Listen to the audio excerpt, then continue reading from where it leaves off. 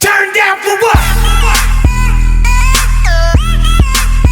Turn down for what?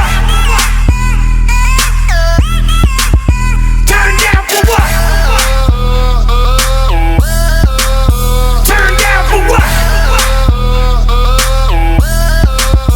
Turn down for what?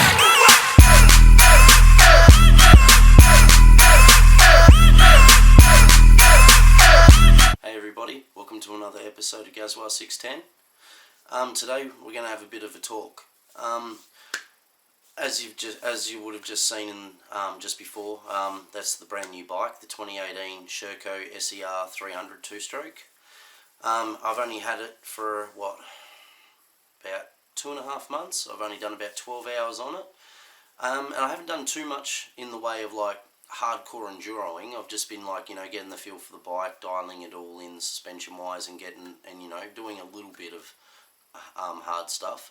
But as you'll see just here in this video here, you can see where the dents and stuff like that are, from just light stuff like rocks flicking up, going through something that was a little bit higher. The terrain was a little higher than I thought, so it hit the bottom of the gnarly pipe, and just general stuff like that. And I just recently found out from the dealer and all that for this particular model for 2018 for the 300, Sherco actually worked very closely with FMF, and they actually custom made the exhaust specifically for that bike, to work specifically with the power valve. So unlike with other bikes where you can just get any of the other type of gnarly pipes or whatever, as long as it's for that model bike, and and they're reasonably not too expensive, but depending where you are in the world, $400 to $600. Here in Australia, to replace the exact gnarly pipe on the Sherco, it's $890 because it's a custom made one. Like there's no one just kind of fits. So you can grab the 2017 same bike, grab the same gnarly pipe, but it won't fit. And even if you did make it fit, it wouldn't run the bike properly at all, because it's been specially mapped and set up for that particular pipe. So that can become expensive. So what I went and did is went down to my local dealer. You can also get these online, but if you're local here in Tassie and you're even in the Launceston area or surrounding, I'd definitely go to Cycle World down in Invermay and go see Brett and the crew there. Brett hooked me up with this bad boy made by Carapaks. I'll have a link in the description for online where these are, as well as for local people. I'll put the phone number and a Facebook link to Brett and the crew. It's really funny though, usually when you go online, you can pick things up a little bit cheaper than the store. Online, this is $400 free postage, and I got it off of Brett, and with no special discount, but for $400 as well. Brand, and I could pick it up just down the road. So that's pretty cool. Like, he's just as well priced as online, and he's hooked me up, looked after me. So, and yeah, this is the beast. It's a all-in-one bash plate. So you got your whole bash plate. It's all handcrafted, and look at the bead welding done, man. These guys really take pride in the work. It's perfect. So yeah, you got your hole in one. Even comes up around the side of the motor, protect the water pump on one side and just the other part, and it wraps around the whole entire pipe. So the left hand side where it curls up and around, and then the big part, and it comes right up. And look at that. That's the other thing too. Instead of kind of just protecting it around the bottom, it actually comes up and curls over and flatted over. So even if you had a side impact into a log, that's going to stop, and because your pipe doesn't sit up hard against it, there's a bit of room, that's going to stop any hard impact pushing the pipe back, which one will bend your pipe, and two, if it hit hard enough, because that's where it joins into the outlet on the motor, the exhaust outlet, you could do damage to that part of the motor. And depending, let's not try and imagine how much that's going to cost. Yeah, it's pretty simple to set up as well. I'll do a quick video of it on and explain through it, but if you do get don't worry about the instruction booklet. Throw that shit away. The pictures in it aren't that good. If anybody from Carapaks do see this, the only thing I would suggest is maybe either do a video online and have a link to it written down on the instruction manual, or do some more vibrant photos, because they're very grainy, very black, and not that easy to understand really when you think about it. But essentially, that way.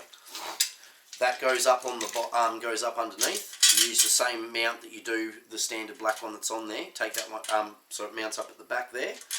Then with the front here,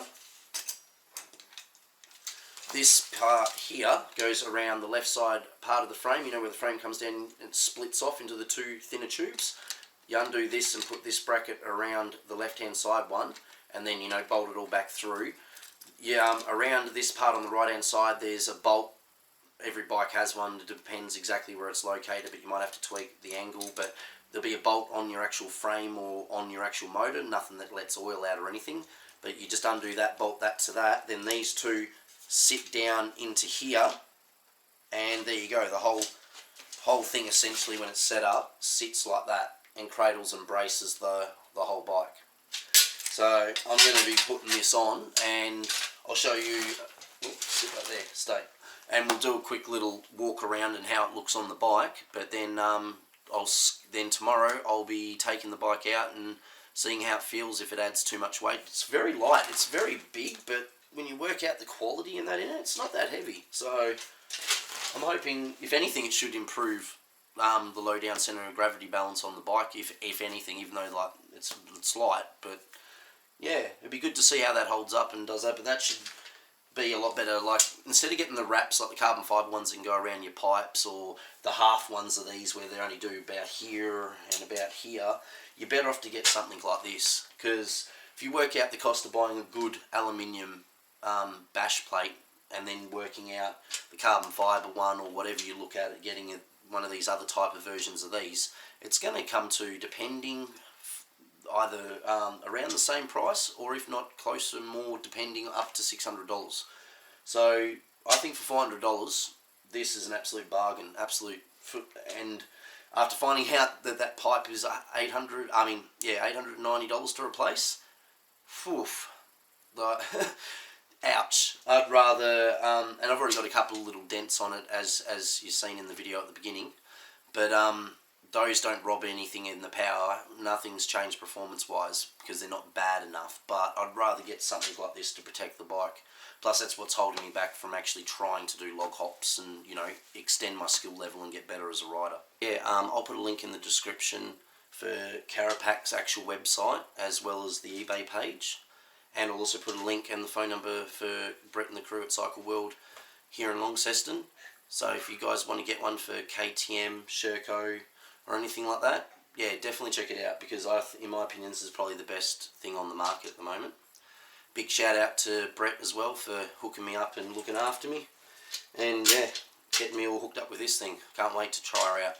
Oh guys, hope you enjoyed the video. If you did, hit that thumbs up button. If you didn't, thumbs down. It's all good. Subscribe for more content, and yeah, I'll catch you on the next video. Peace.